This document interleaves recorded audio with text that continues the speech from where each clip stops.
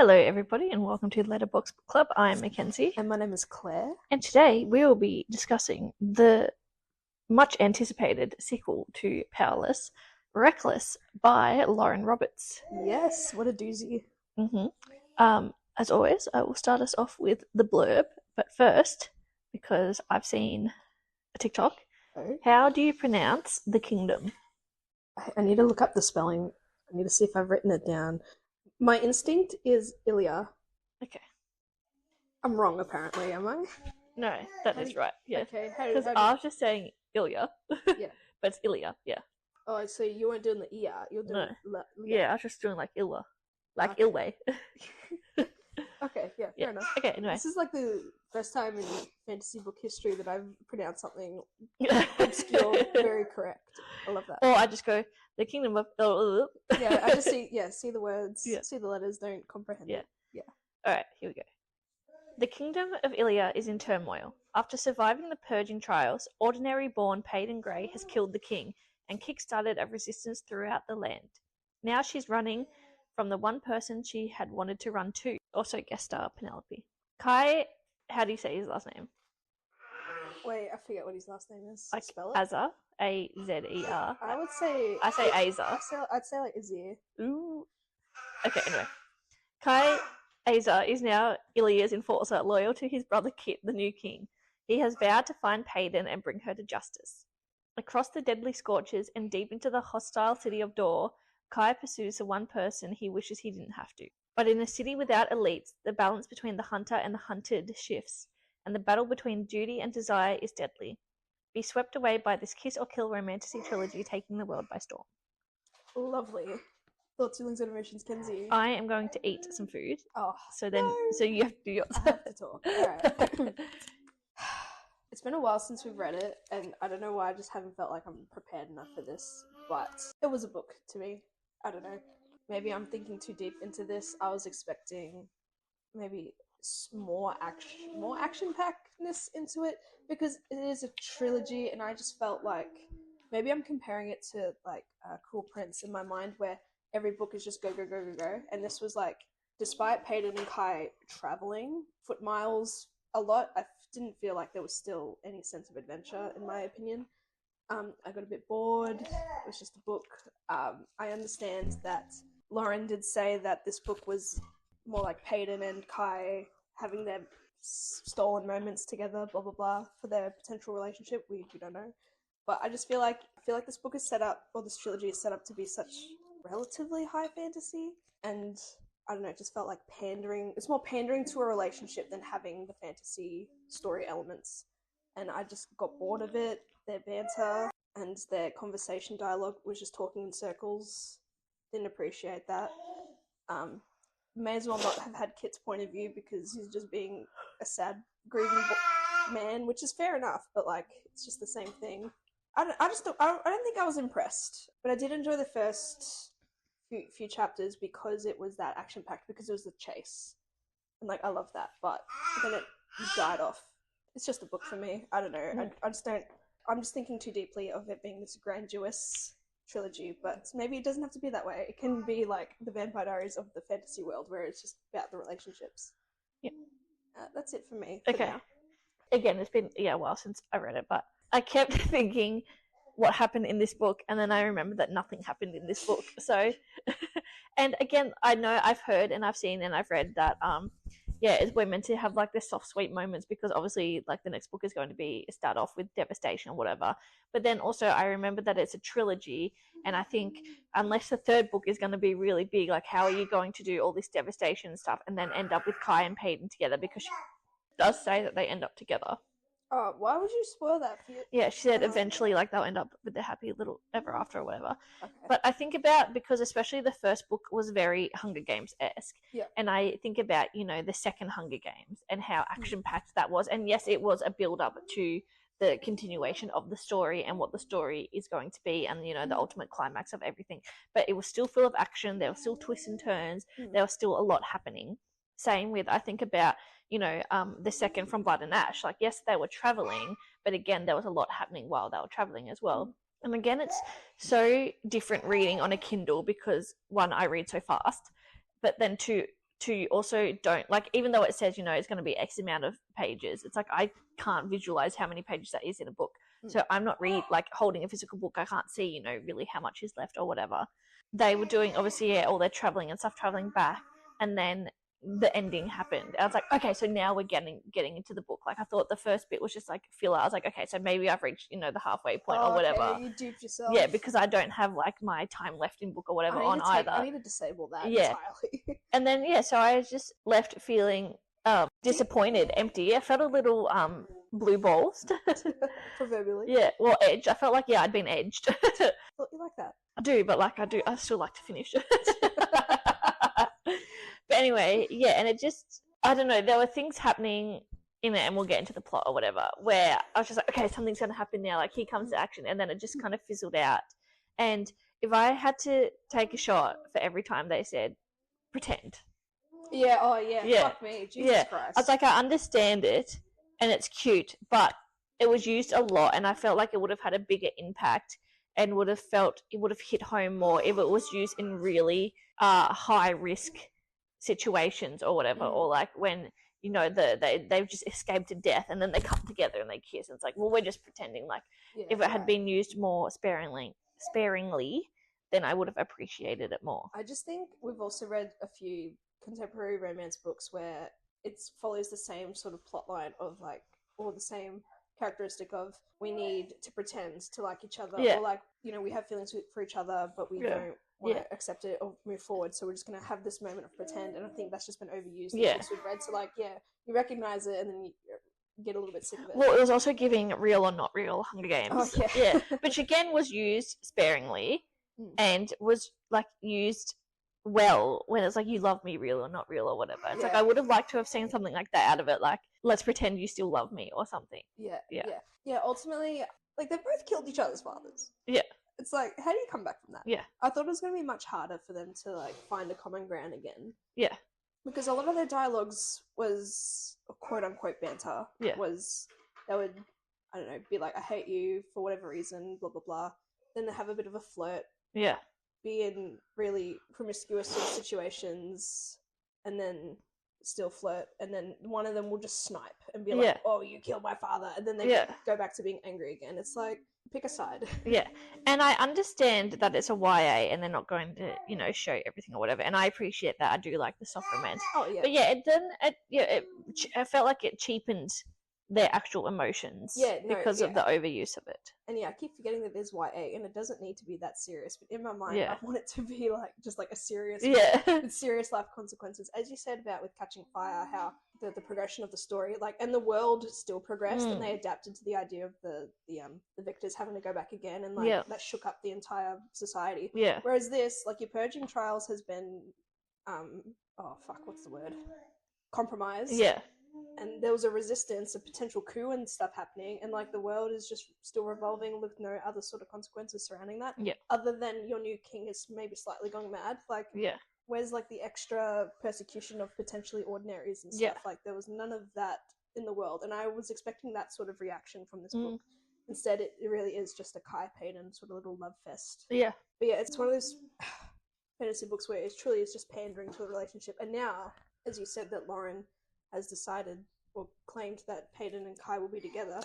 Now there's no like other romantic element to it. And also, I've read Powerful, and I told you what happened in Powerful, so you practically have read the book yourself. We have not seen Mac yet.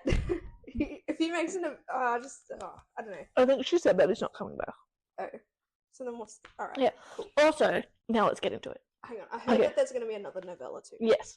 Who is that going to be about? Don't know. This is the thing, though. We could have, we didn't need the Kitt chapters because he was just maybe one or two. The one, I reckon, like a couple at the start, and then obviously like the one at the end or whatever. But I think that, and I would have enjoyed if this book had a little bit more action and stuff in it or whatever, and if we got a Kitt novella that ran along the same side along this book, and it's like, well, you don't really need to know the intricacies of everything that's happening. But if you want to, here it is here. And then, like, you can also maybe pair it with, like, a little tandem read, maybe. Because, a lot of it was just like, oh, I'm padding this this box in my pants, and I was like, okay, it's a ring box, like obviously. And it's I am upset. I am upset. I'm Yeah. not eating. Oh no, I forgot my dead sister's birthday. What else? Yeah. The rest of the kingdom thinks I'm going mad. Let them think that. Yeah. Blah, blah, blah. Oh, I better eat my sticky bun. Oh, I'm just gonna toss it out. Yeah. I mean, I understand. Like, we are showing his grief, but yeah, it's weird because he's so molded into being that role. And same with Kai, in the sense that he's in being an enforcer. Like, they're both molded in their roles, and only one is truly performing when it comes down to it. Yeah. And like, that's the thing. Like, their dad was not the greatest person. Yeah. Like, obviously abused Kai in order to become the greatest enforcer. And Yeah. I'm not. I forget his intricate relationship with Kitt, but Well, obviously just molding him to be king. Yeah. And it seemed like powerful that Kitt was, really into that, and he was more well prepared, I guess. But now, I think it's also because of the whole Paedyn killing. I've just realised something. Oh, I'm gonna eat this mouthful. that's okay. She had an epiphany. I did. Okay. And also, the heartbreak of Paedyn killing his father, and also, in a sense, choosing Kai. Okay, we're going to enter spoiler territory. Penelope, calm down. If you haven't read the book, stiff shit. Yeah, sorry. Why are you listening? Okay, so there's this like motif throughout the books that Lenny refers to Paedyn as princess, Yes. right? Okay, first of all, I was getting a little bit worried because also in this book we find out that Paedyn's adopted. Yep. Yeah, she was just left on the She's an doorstep. orphan. She's an orphan. That's Ordinary orphan. Love that for her. fine. Yeah. So, oh my god. Okay, no, hang on. I'm getting distracted. ADHD. Sorry. Focus. Yeah. So that Lenny is calling her princess. First of all, I was worried that she was going to actually be the sister. Yeah. And I was like, oh my god, incest. But now I've just realised because, okay, so there's also Callum, the character, and he's part of the resistance, but then suddenly he's with Kitt. Yep. And he's giving him advice, and he gave him this ring box and stuff, and people are like, what the fuck has happened? Because he's part of the resistance. It's full left field. Yeah, like... but I'm pretty sure it wasn't revealed that he was revealed in the first book, like as part of the resistance. So maybe he's just deep undercover. Okay. So this has He was making a speech though. He made a speech when they were infiltrated. Anyway, trials. okay, but also he has like mind reading powers. Allegedly. But people, sense, people have also strung onto this that he has like mind control powers. So that would make sense as to how he's infiltrated Kitt. And now, also, this has made me think that this was obviously all part of a plan the whole time. Just to get to Kitt?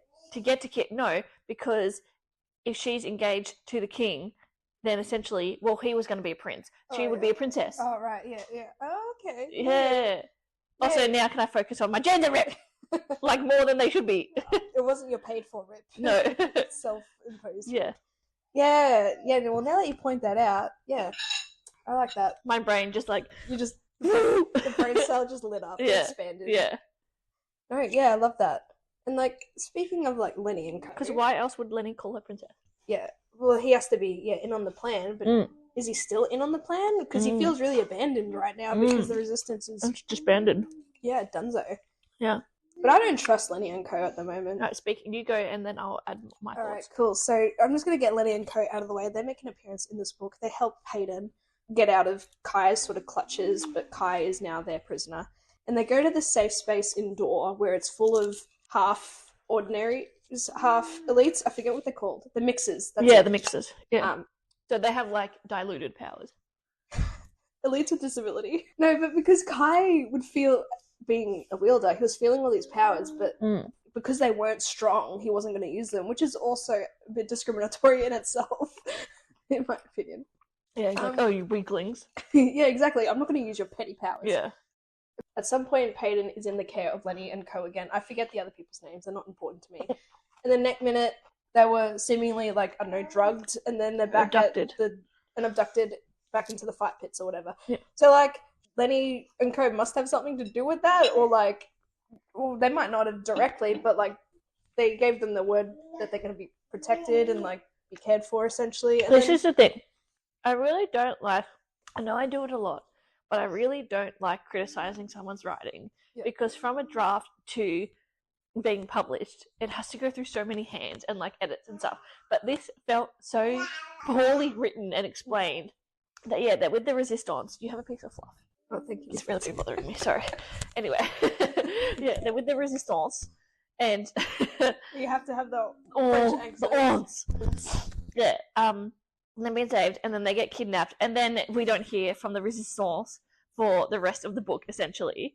So you think they'll have something to do with it, but then la-di-da, money hungry bonus chapters. Yes. And in a bonus chapter, it's a bonus chapter of Lenny, and it's essentially, I didn't read it all, I read like the start of it. Essentially, it's them like waking up and being like, oh, your princess is gone.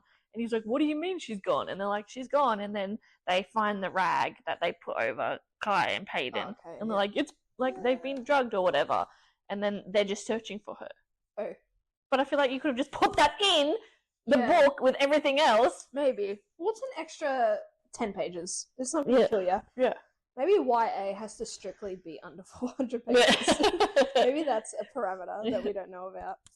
Yeah, because otherwise, it makes them seem really sus. I was like, oh no, Lenny's betrayed her. Yeah, but it was just the mixes of someone who wants a lot of money.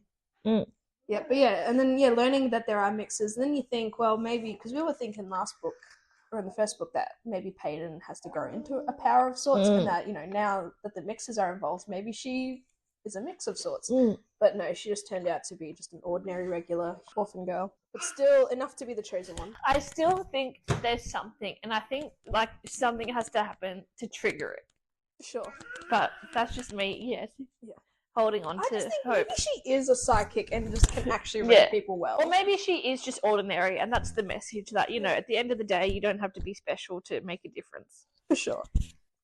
But in a world where people should absolutely destroy you because they are much more powerful and have magic, I feel like, you should.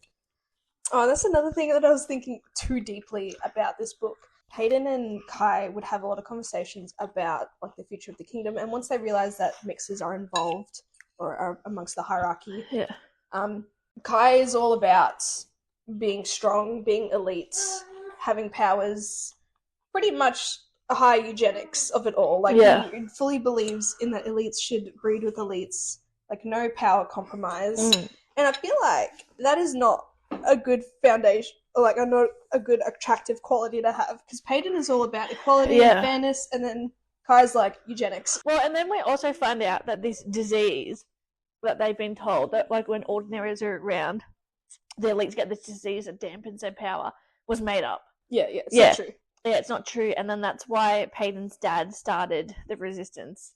And so all the healers, everything, they all know that it's not true. And when there's, when there's a big secret like this in a book, or, and it's kind of upholding the kingdom, again, it feels really, like, lazily written, because whenever, there's a big secret, I feel like there needs to be seeds of doubt already. Yeah. And then you confirm it. You either confirm it or you deny it or whatever. So I just think going from the first book, this book felt so starkly different. There was no seeds of doubt. And then it's just, like kind of off screen, if you will, like reveal in her father's diary that, oh no, it's not real. I'm going to start the resistance. I'm going to like help or whatever. Like, surely not every single healer is like, I am going to blindly follow the king. Like, I suppose if they don't, then it's night, sweet prince. Yeah, but but that's the thing with me when I think about this book, is that there are big sort of political ideas and messaging, and that what makes this high fantasy-esque, like big problems, big issues, big secrets spread throughout the kingdom, big societal impacts on things.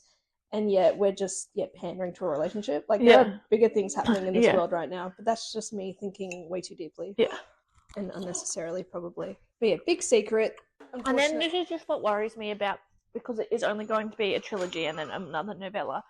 I just don't know how you're going to cleanly and succinctly tie it all up in a neat package. Have everyone inevitably maybe forgive each other and everything. Yeah, and be happy. I think Kitt's going to die, but anyway. Yeah, or maybe, I don't know. They'll just turn into a communist state. And I just don't know if it's going to be, the kind of same of length, because Powerless and Reckless had been the same length, really. How it's going to, come together neatly. So I'm already worried for the next book. If we found out it was going to be a quad. Listen, I would not be mad if there was a quad, just to give us extra. Yeah, a quadology. Quadology. Coin that. Yeah. Write that down. Also, as soon as this book came out, we did hear a lot of criticism for it and stuff. if I'm going to, well, actually, doing this podcast has changed my trajectory of thinking anyway. Okay. But if I'm going to blindly go into it, it's a YA book. It's fit romantasy. I enjoyed it. Yeah. It was a good read, you know. Sure. But because we have to critically think about these things now, Sometimes. because Sometimes you can have the head empty. yeah, it is quote unquote our job.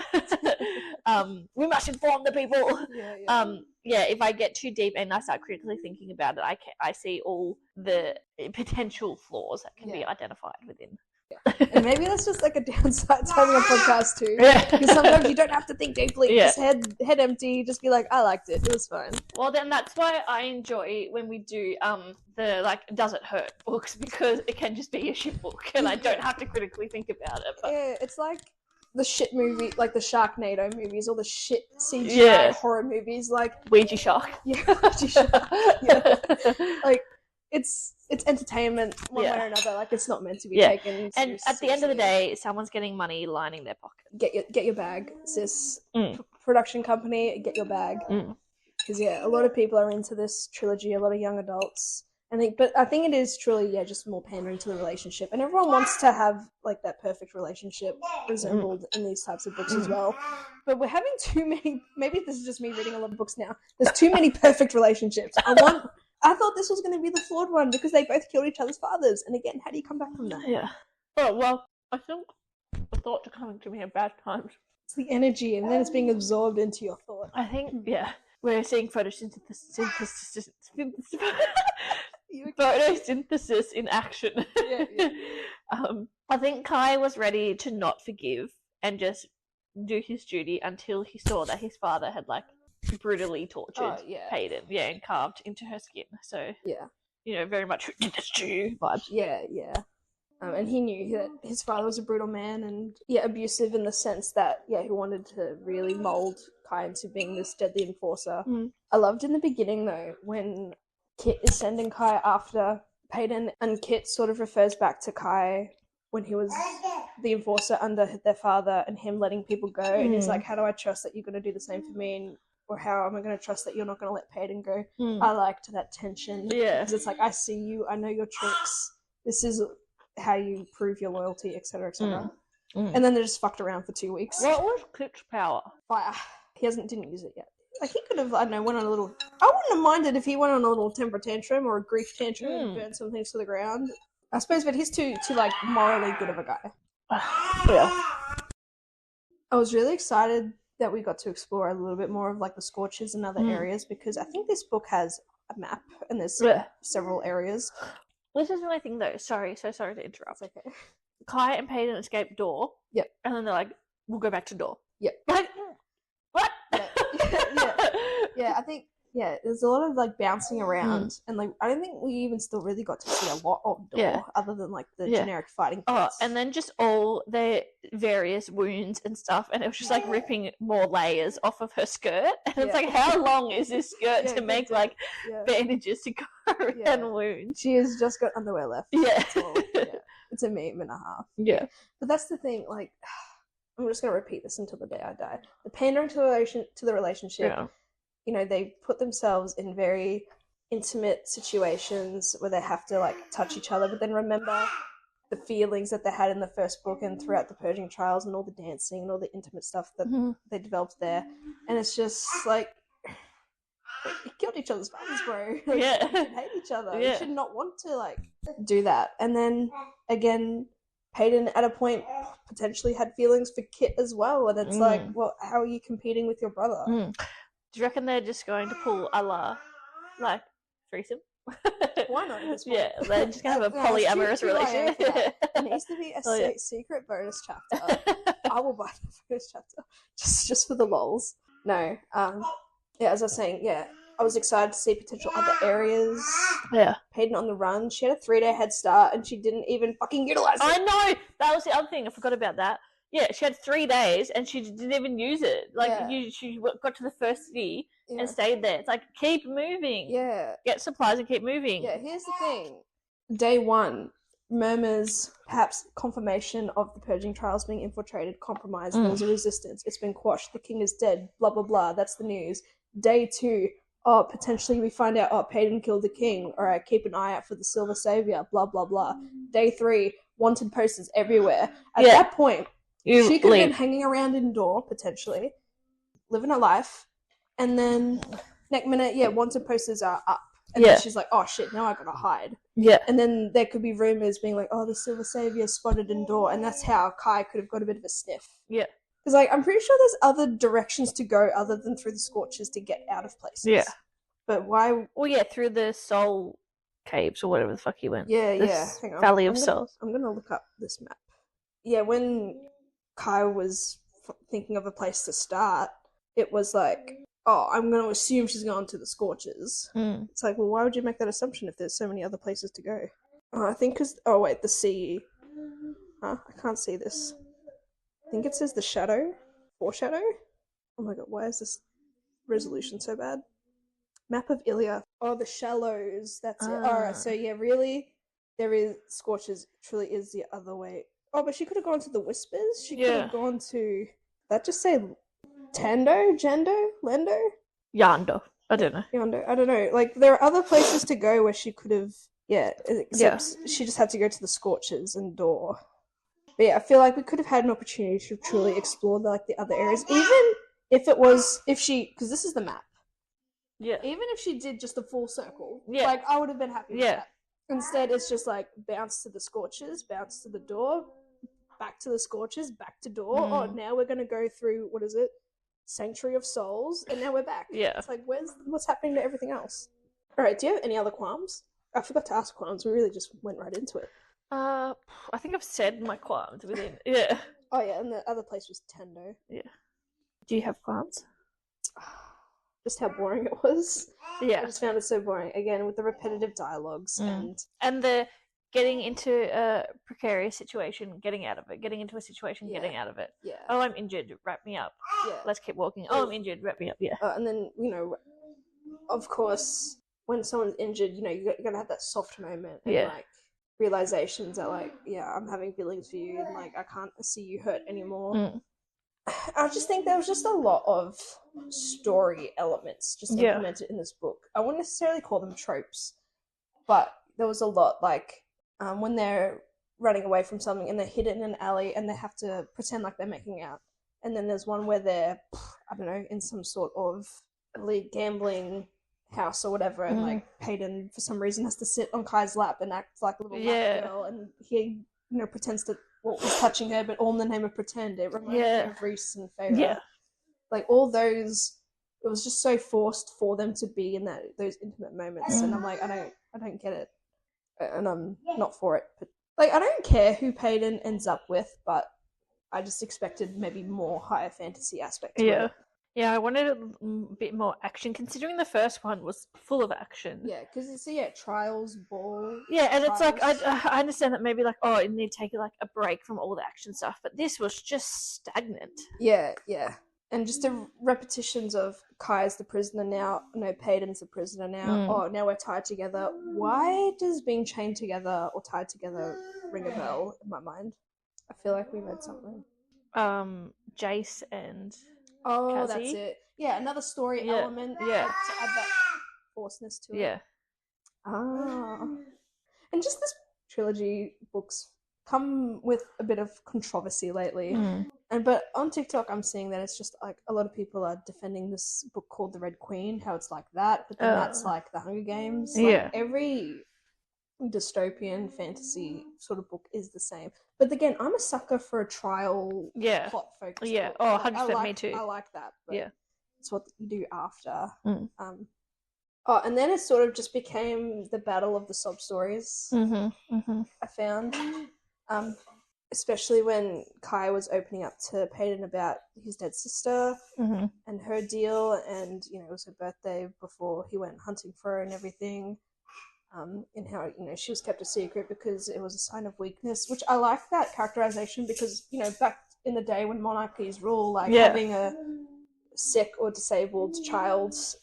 Well, we know all about the royals who've been put into homes. Exactly, yeah, and it's a sign of weakness and everything. But she unfortunately just naturally died from an illness, which I forget what it was.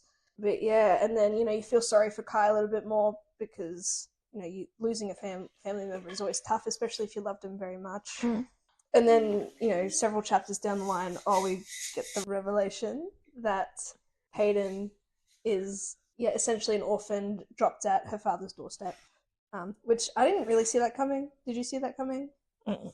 I thought it was well written as well. Because you're reading the diaries and it's like their dad's all excited about having a kid, and it's like you reading all the fluffy moments, and then they died, and you're like, what? You're like, hold up a minute. that was a shock, which was great. Yeah, I enjoyed that. And then Kai, obviously, his father didn't brute him hard enough to be an enforcer. He's just a soft kid. I don't know. And then I was just disappointed that there was no Mac. Yeah, at all. Because what's the point in him I suppose they can just be strangers or whatever. Like, we know that he knows who she is. Maybe some quick plot stuff. We've just kind of gone on our own little yapping tangent, which is great. So yeah, beginning of the book pretty much picks up straight after the events of Powerless. Mm-hmm. Powerless. Yeah. And so Paedyn is essentially wanted for the murder of the king and being part of the resistance. So she's making her way through the scorches. I don't know what she's really trying to accomplish other than just hide. Yeah. But not doing a very good job of it either. And also because she has this silver hair, she's very recognizable. Yeah. And it's like, my first move would be to dye my hair. Yeah. Of course. Quick reset. Mac also has silver hair. Oh damn. So siblings, a lot of theories online suggest, which I agree with. Because we don't know who her family is. Oh yeah, true. But then I'm thinking, if they're siblings and Mac has a wielding power, then what's Paedyn's power? Yeah. Well, I suppose she doesn't have to if the odds of the breeding between. Yeah. Anyway, my first thing would be to dye my hair, and surely there could have been some fantasy henna clay dye that she could have used. Or she could have just rubbed mud and dirt in her hair or something. Yeah, exactly. Yeah, rub some clay in her hair. Yeah. So she's doing her thing, stealing to survive, whatever. I think she's just hanging out in loot, which is the most obvious place. Yeah.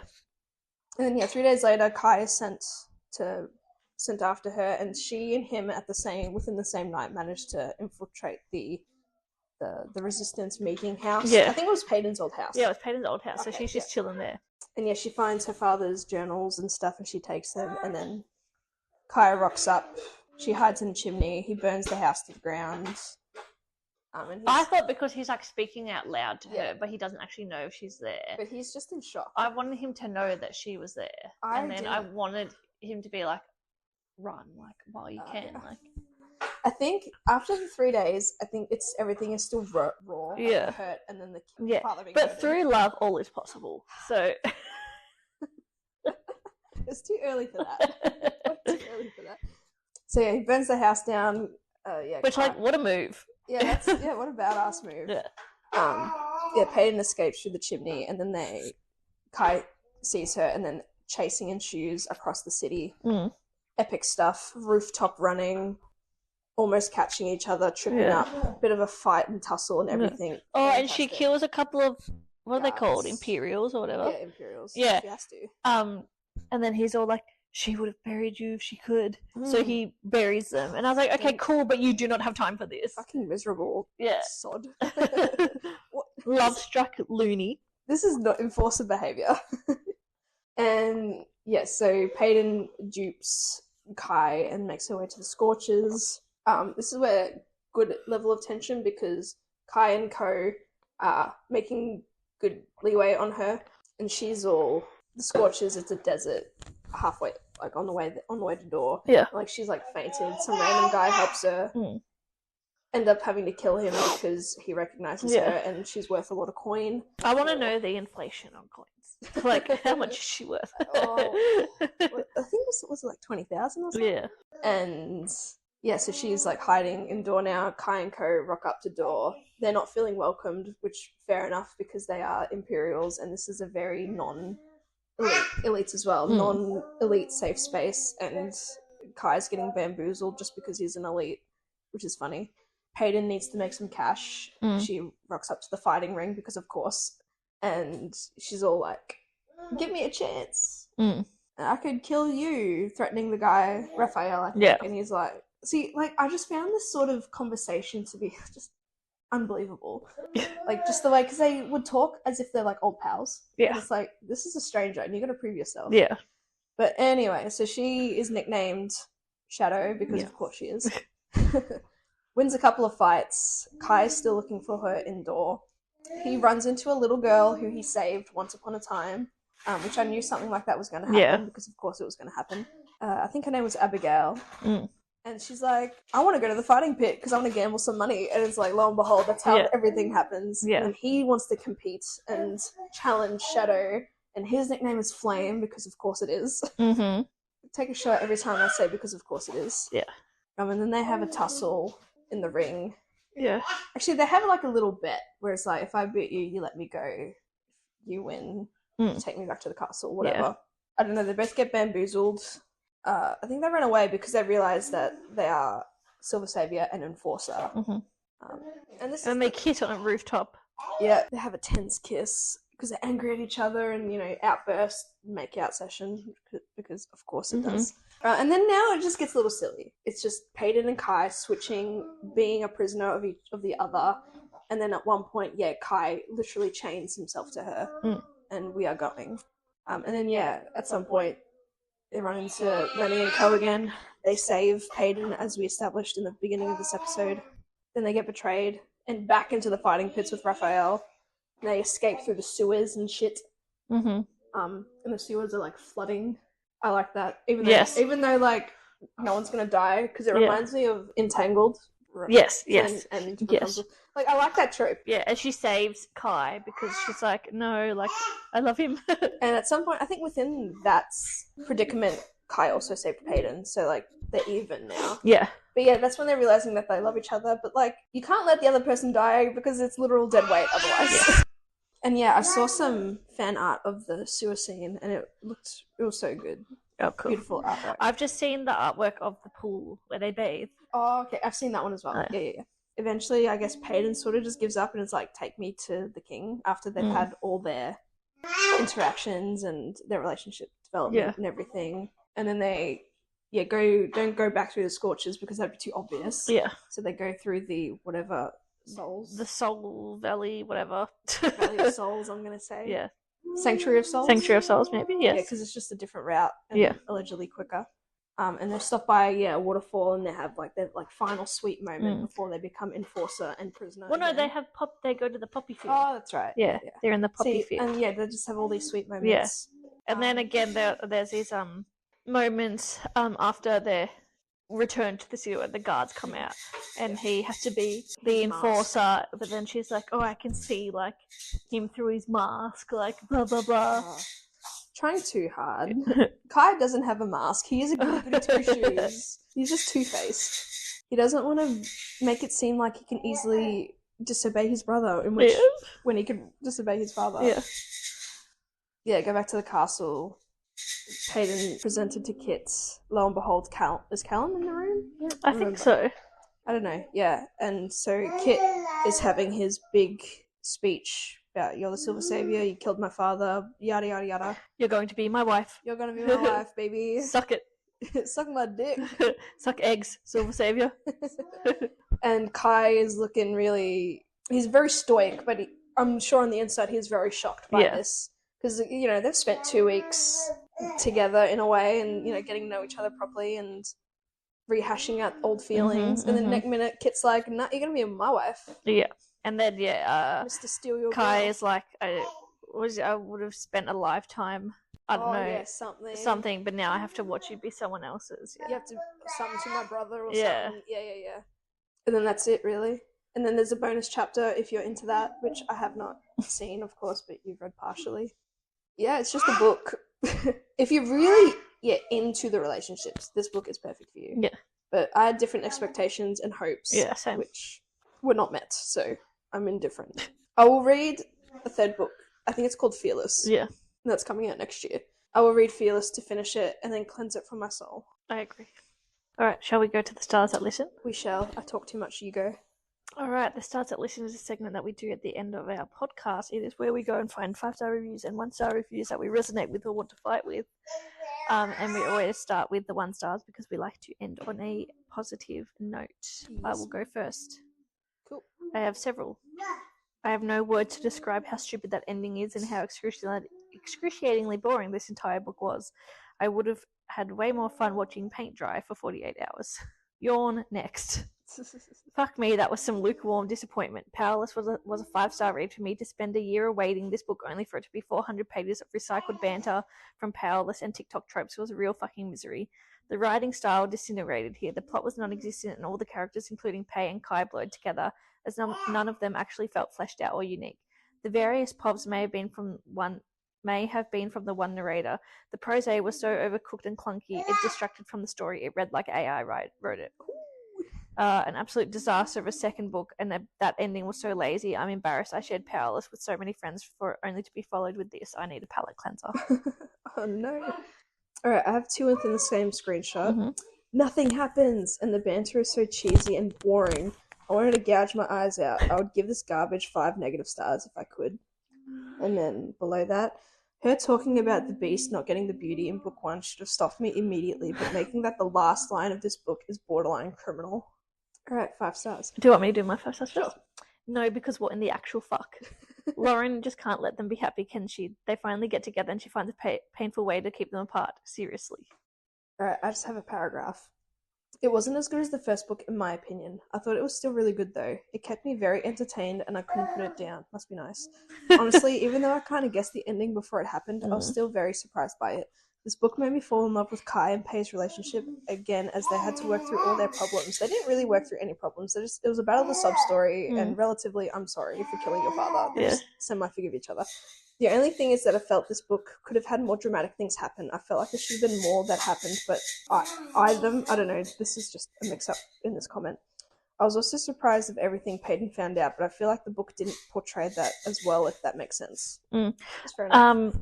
Yeah, I just want to say as well that as soon as it was a ring box, I knew what was going to happen. But yeah. Yeah, it took me a minute to realise. So I'm like, why the fuck would you have a box in front of him? Yeah. So yeah, any like theories? Just that Kitt's going to die. Kitt's gonna die. And that she is secretly... Okay, now that the Mac thing, I'm trying to work it out that she's legitimate royalty without being... Mac is not royalty. Without being related.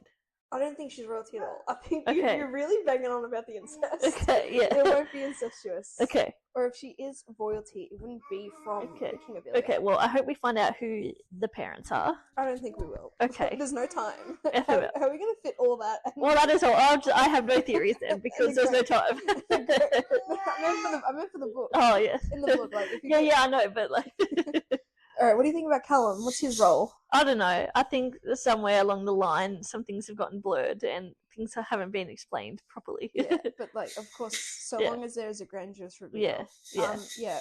I think obviously the resistance is like still going to be going strong. Maybe. But yeah. For me, Callum, I do think he is a fatal in the mind capacity, whether it be both control and mind reading, or it reminds me of Xaden and his ability to manipulate emotions. Yeah. Like, it could be that, not necessarily mind. Yeah. But, yeah, I don't know his deal. Initially, I think it's sloppy that he just left field in favour of the king and is Kitt's advisor. I don't know, I'd be upset if Kitt died. I mean, he's just a grieving boy. I know, but, like, I think that's the only way that... I don't know, something. Like, or we're going to, obviously find out that he's been under mind control or something, and then he's going to be like, he'd be even more... I didn't mean for this to happen. That's adding more espresso to this. Maybe the throwing the food out the window was an allegory, and he's going to throw himself out the window. Game of Thrones. Yeah. Just like yeah. Oh, no. I'd say just nuke the place. Yeah. Just no one... Start again. No one deserves to live in this. Maybe there won't be a kingdom, or it'll end up probably with all the kingdoms coming together. Yeah. Ilya won't be so isolated and eugenically power hungry. Yeah. But that was the thing that I've been hung up on the entire time. Kai believes in the strength and superiority of the elites. That is not good, attractive qualities or values that you should want in a partner. Because alright, for example, I know we've just done the stars and we shouldn't really continue, but if Kitt dies and then Kai becomes king, but him and Paedyn have different values of how society should run. Like, that is not good. How are you going to tie that into anything? Anyway, that's what I think about. This book is not serious. This book is not meant to be serious. It's meant to be for 16-year-olds. I am not the target audience. Yes. I need to take a break. Okay. Alrighty, that concludes this episode. We hope you enjoyed it more than we did. The book, that is. It's a book. It's on a page. Thank you all for listening. You'll find us on Instagram at letterbox_book_club. From there, our link tree is in the bio, where you'll find us in all the places: Spotify, YouTube, TikTok especially, SoundCloud if you're old school. Yep. Don't forget to like and subscribe, leave a comment, interact with us. We get a bit of interaction on the YouTube. That's really fun. Yeah. What are your thoughts, feelings, emotions? Did you enjoy this book? Yeah. What are your theories? What do you think is going to happen? Are you Team Kai or Team Kitt? Yeah. I'm Team Edward. I am Team get me the fuck out of here. Yeah. All right. Thanks, everyone. Bye.